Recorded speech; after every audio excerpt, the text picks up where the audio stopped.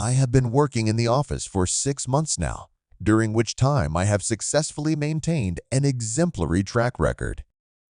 I am soon to be 23 years old, and I am eager to advance my career.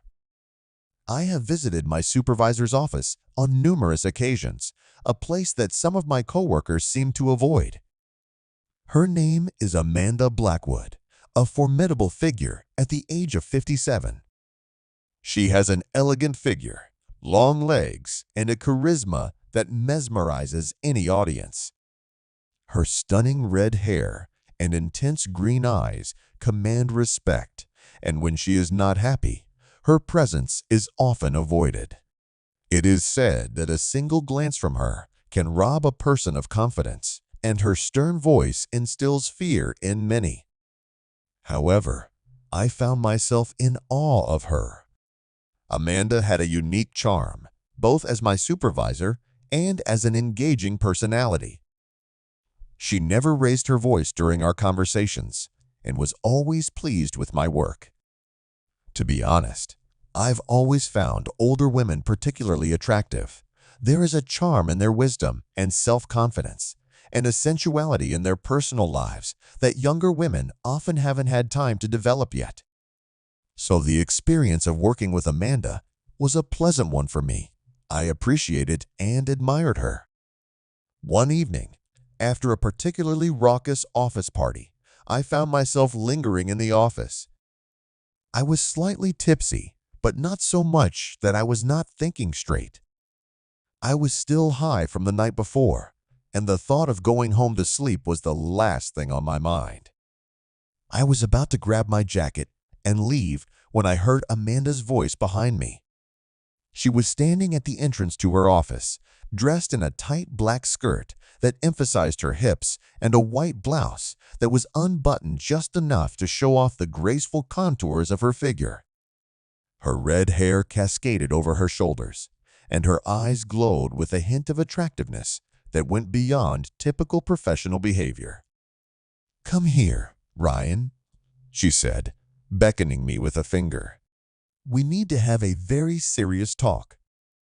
I swallowed hard, suddenly nervous. Had I done something wrong? Was I going to be scolded, or worse, have my bonus revoked? I followed her into her office, where she closed the door behind us and locked it. I had no idea why she would lock the door, but my heart was racing. Amanda sat on the edge of the desk, slowly crossing her legs, and her green eyes never took her eyes off mine. "Ryan, I've been watching you. You're doing a great job. In fact, I'm more than pleased with your work.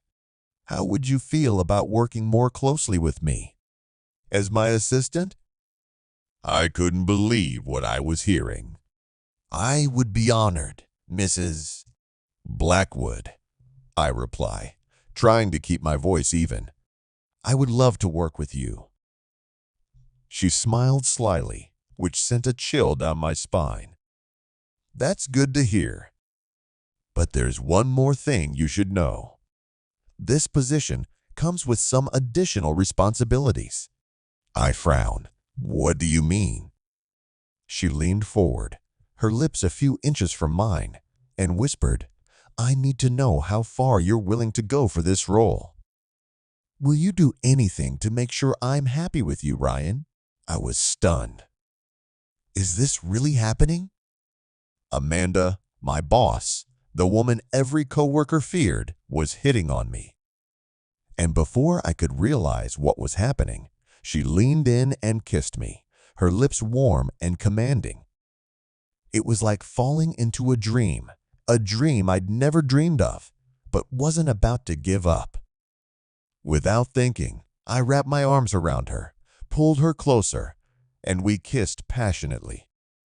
The table became our foothold as the situation moved quickly, and before I knew it, we were in a tight embrace, both of us surrendering to a moment that seemed forbidden but exciting.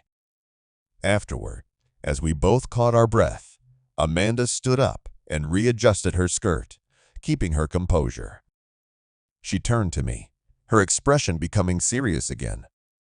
"I expect you in the office tomorrow morning for a planning meeting.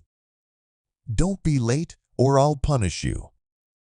And believe me, I can be very cruel when necessary. You don't know me that well yet, Ryan, but if you play by my rules, we'll have more moments like this one." She smiled slyly and ran her hand over my cheek before walking out of the office, leaving me alone to gather my thoughts. I couldn't believe what had just happened. Amanda Blackwood, my formidable boss, was now completely different in my eyes. She wasn't just an uncompromising office manager. She was a goddess, both in the workplace and in the close moment we had just shared. I quickly gathered my things and headed home, trying to digest everything. I needed rest, and more importantly, I needed to be ready for tomorrow because I had just crossed a line that could either make or break my career. But one thing I knew for sure was that I admired her even more now, and I knew that if I played my cards right, this new position could elevate me both professionally and personally. As I lay in bed that night, I couldn't help but think about what she had said. Amanda was strong, beautiful, and dangerous. And now I had a chance to be closer to her than anyone else in the office. I wasn't going to pass up an opportunity like this, and I was sure I would rise quickly up the career ladder under her guidance. Whatever it would cost me, I was ready to do it. I arrived at the office early the next morning, nerves buzzing with anticipation. Amanda Blackwood was waiting for me, her eyes sparkling with the same intensity as the night before. I knew this was just the beginning.